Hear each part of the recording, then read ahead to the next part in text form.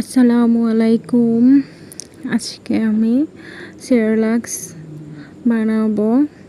তো এর জন্য প্রথমে 1 কাপ চাউল নিলাম, তারপর 1 কাপ মসুরের ডাল,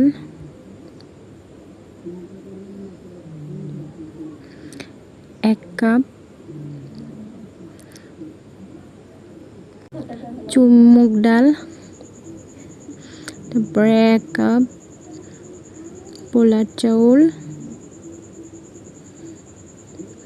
1 কাপ ছোলার ডাল,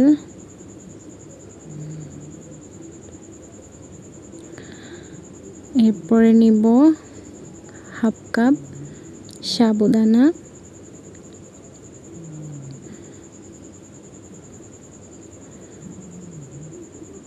কয়েকটা কাজু বাদাম, কিছু কাঠবাদাম,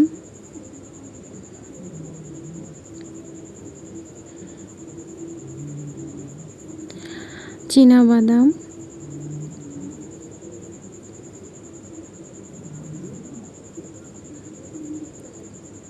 কুমড়ার বীজ,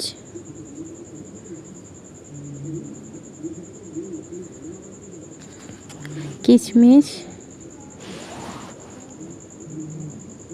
খেজুর,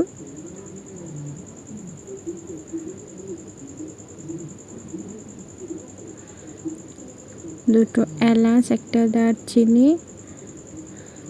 একটু ভেঙে নিব এবং কয়েকটা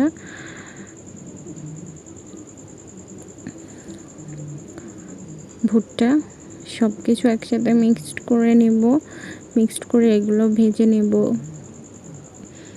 আপনারা ব্লেন্ডার করার পরেও ভাজতে পারেন। আমি আগেও কিছু ভেজে দেবো এবং ব্লেন্ডার করার পরেও ভাজবো, কারণ এটা মিল্কশেক হিসেবেও খাওয়া যাবে। ছোট বাচ্চা হলে আপনারা সেরেলাক্স হিসেবে দুধের সাথে রান্না করে খাওয়াবেন এবং বড়রাও এটা সুন্দর করে দুধের সাথে মিল্কশেক হিসেবেও খেতে পারবেন। আমি এখন ব্লেন্ডার করে নিব। আমি আগে ভেজে নিচ্ছি এবং এখন ব্লেন্ডার করে নিচ্ছি। অল্প অল্প করে দিয়ে ব্লেন্ডার করে নিব।